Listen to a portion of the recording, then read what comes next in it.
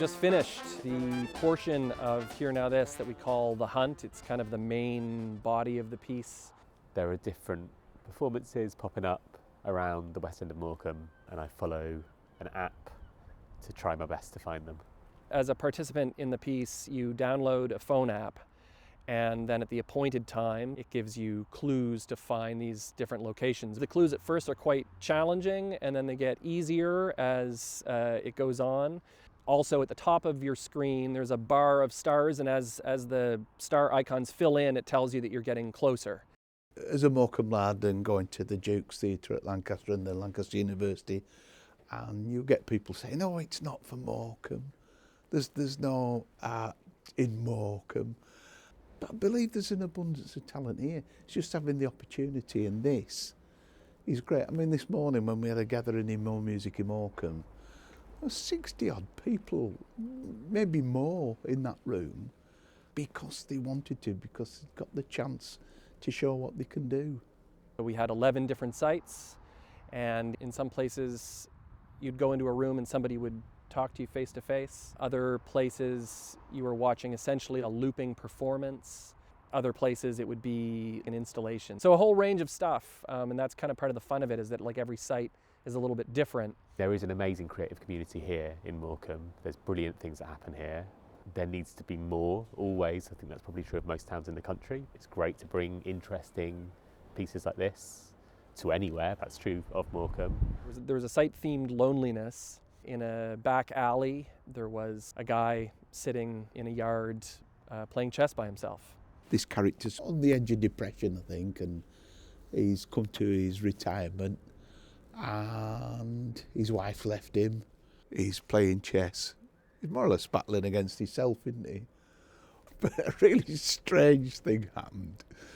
A young lady came from the house next door, and so she started to play chess with me. It was sort of quite nice because here's this lonely git. And then the next thing, there's a lot of joviality going in a situation that's supposed to be, quite depressing, really. This movement between everyday life and what we're sculpting or trying to plant in the midst of everyday life, it's the exciting stuff starts to happen when those lines really get blurred, and it's always unclear, like, well, what's the performance, what's real life, and that's the magic of it. The pieces I felt were really strong and are in interesting places, and when you do stumble across one and you finally get there, there is a sense of achievement of having, looked around and gone in a spiral, and then you find the place and you realise you are in the right place and something happens. I like that as a premise. If you follow the stars, follow the clues, eventually you get to your site, and then once you get there, GPS knows you're there, and it switches where you start getting these like local instructions. You arrive at the church and you're told, go in and sit in the front row and something will happen. The person comes in and starts reciting a kind of a prayer 1 or 2 rows behind you. It was really gratifying to see like everybody was getting the clues, everything was working, and we were all in it together, so it did have a kind of magic. We made this piece in Canada. Doing it here, we knew it would require a range of partnerships.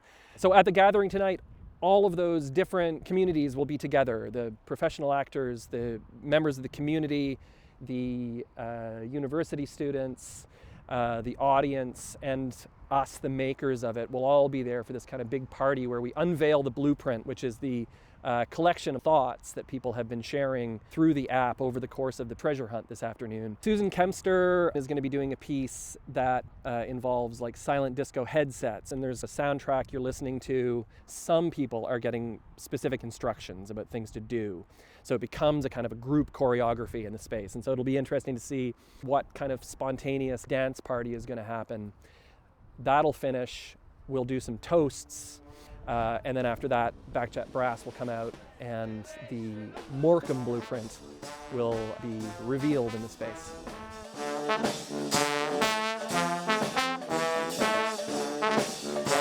We want to keep looking for those people wherever they are that could allow us to stage other versions of this in other places. And very much tailored to those places and made with people from those places. I wish this was going when I was a teenager, but never too late, is it? Bye.